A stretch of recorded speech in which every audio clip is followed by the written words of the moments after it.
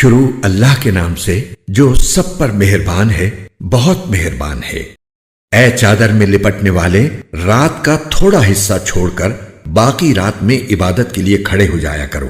رات کا آدھا حصہ یا آدھے سے کچھ کم کر لو یا اس سے کچھ زیادہ کر لو، اور قرآن کی تلاوت اطمینان سے صاف صاف کیا کرو۔ ہم تم پر ایک بھاری کلام نازل کرنے والے ہیں۔ بے شک رات کے وقت اٹھنا ہی ایسا عمل ہے جس سے نفس اچھی طرح کچلا جاتا ہے اور بات بھی بہتر طریقے پر کہی جاتی ہے۔ دن میں تو تم لمبی مصروفیت میں رواں دواں رہتے ہو اور اپنے پروردگار کے نام کا ذکر کرو اور سب سے الگ ہو کر پورے کے پورے اسی کے ہو رہو۔ وہ مشرق و مغرب کا مالک ہے، اس کے سوا کوئی معبود نہیں، اس لیے اسی کو کارساز بنا لو۔ اور جو باتیں یہ کافر لوگ کہتے ہیں ان پر صبر سے کام لو اور خوبصورتی کے ساتھ ان سے کنارہ کر لو۔ اور تمہیں جھٹلانے والے جو عیش و عشرت کے مالک بنے ہوئے ہیں ان کا معاملہ مجھ پر چھوڑ دو اور انہیں تھوڑے دن اور مہلت دو۔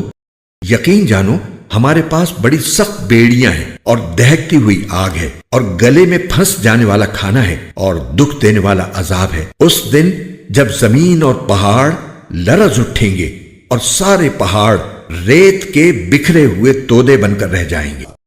جھٹلانے والوں، یقین جانو ہم نے تمہارے پاس تم پر گواہ بننے والا ایک رسول اسی طرح بھیجا ہے جیسے ہم نے فرعون کے پاس ایک رسول بھیجا تھا۔ پھر فرعون نے رسول کا کہنا نہیں مانا تو ہم نے اسے ایسی پکڑ میں لے لیا جو اس کے لیے زبردست وبال تھی۔ اگر تم بھی نہ مانے تو پھر اس دن سے کیسے بچو گے جو بچوں کو بوڑھا بنا دے گا اور جس سے آسمان پھٹ پڑے گا۔ اللہ کے وعدے کو تو پورا ہو کر رہنا ہے۔ یہ ایک نصیحت کی بات ہے، اب جو چاہے اپنے پروردگار کی طرف جانے والا راستہ اختیار کر لے۔ اے پیغمبر، تمہارا پروردگار جانتا ہے کہ تم 2/3 رات کے قریب اور کبھی آدھی رات اور کبھی 1/3 رات تہجد کی نماز کے لیے کھڑے ہوتے ہو، اور تمہارے ساتھیوں میں سے بھی ایک جماعت ایسا ہی کرتی ہے۔ اور رات اور دن کی ٹھیک ٹھیک مقدار اللہ ہی مقرر فرماتا ہے۔ اسے معلوم ہے کہ تم اس کا ٹھیک حساب نہیں رکھ سکو گے، اس لیے اس نے تم پر عنایت فرما دی ہے۔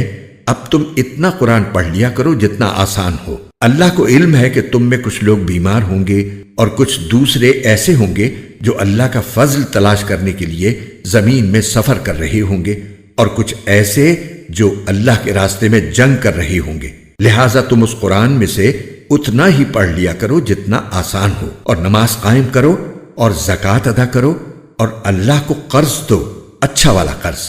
اور تم اپنے آپ کے لیے جو بھلائی بھی آگے بھیجو گے اسے اللہ کے پاس جا کر اس طرح پاؤ گے کہ وہ کہیں بہتر حالت میں اور بڑے زبردست ثواب کی شکل میں موجود ہے۔ اور اللہ سے مغفرت مانگتے رہو، یقین رکھو کہ اللہ بہت بخشنے والا، بہت مہربان ہے۔